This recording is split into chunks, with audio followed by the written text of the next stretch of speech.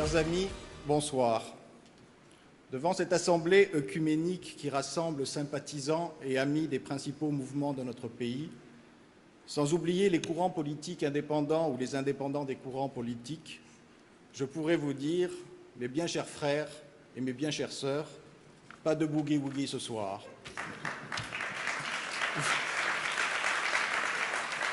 Vous m'excuserez, mais je me suis laissé emporter par la musique et les lumières. Vous aurez corrigé de vous-même, mes bien chers frères et mes bien chères sœurs, nous sommes réunis ce soir pour célébrer le mariage de... Suivrait alors une liste d'acronymes compliqués qui nous feraient perdre notre latin, tout en masquant l'horizon que nous voulons sans nuages, tout comme notre liste. Oui, mais voilà. Si je me laissais aller, demain, nous lirions dans la presse l'argument éculé, développé par l'UDM qui, sans sœur amère, joue les pères la morale, oubliant qu'elle a fait son lit dans la désunion et la trahison.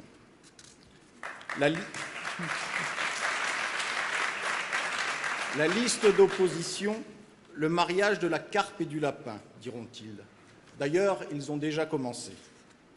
J'expliquerai une autre fois l'origine de cette expression qui ne doit rien ni à Ésope ni à La Fontaine, mais avant, je rappellerai que de l'union, nous en avons l'habitude. Nous l'avons déjà faite. Il y a 5 ans, RPM et Valeurs et Enjeux s'unissaient, et je dois dire avec fierté que ça n'a pas si mal marché.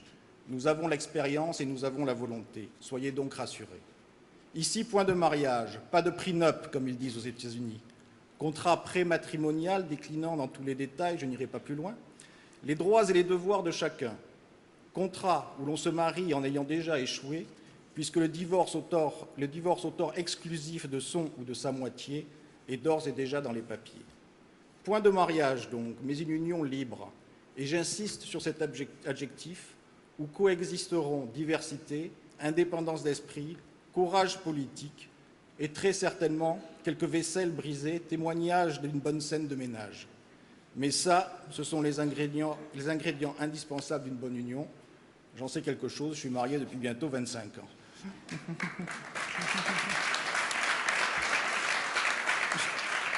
Je pourrais également vous dire, puisque c'est le lancement de la liste d'union nationale, que la salle du canton s'est transformée en Cap Canaveral et que Rassemblement et Enjeux est devenu la NASA et que la ressemblance s'arrête là. Malheureusement, ce n'est pas le cas. Et d'Apollo 13 aux élections de 2013, la phrase reste la même, seul le lieu et la langue changent. Monaco, nous avons un problème.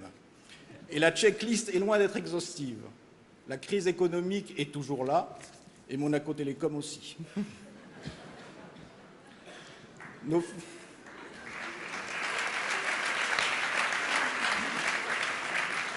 Nos finances publiques ressemblent à une flûte de Pan, la divinité qui vient de Grèce. Pan, pas déficit, quoi que l'on puisse s'interroger. Et le graphique derrière moi vous prouve que ce n'est pas de la mythologie.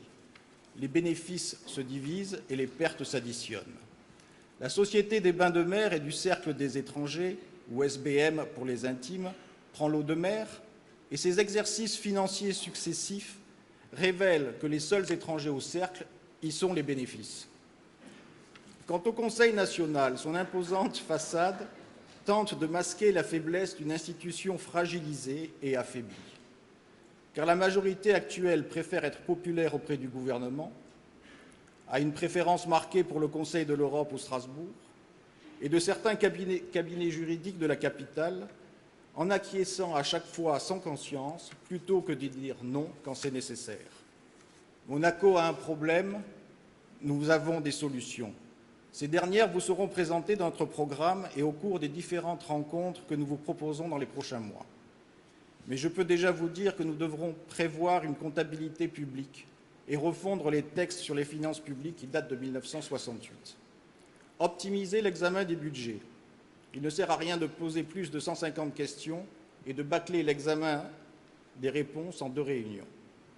Trimestrialiser les réunions de la commission de placement des fonds, auxquelles pourront s'ajouter des réunions urgentes demandées par le président du Conseil national avec l'ensemble des présidents des commissions.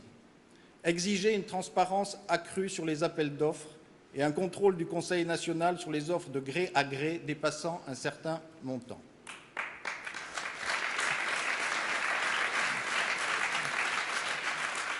Ces propositions ne sont qu'une ébauche de la tâche qu'il faudra entreprendre pour garantir l'avenir. Elles seront complétées dans les prochains mois. Vous l'aurez compris, avec mes petits camarades ici présents, je serai candidat aux élections de 2013. J'estime que rendre un peu de ce qui nous a été donné par tous ceux qui ont siégé au Conseil national et qui ont œuvré avec nos princes pour faire de ce pays l'îlot de prospérité économique et sociale que nous connaissons.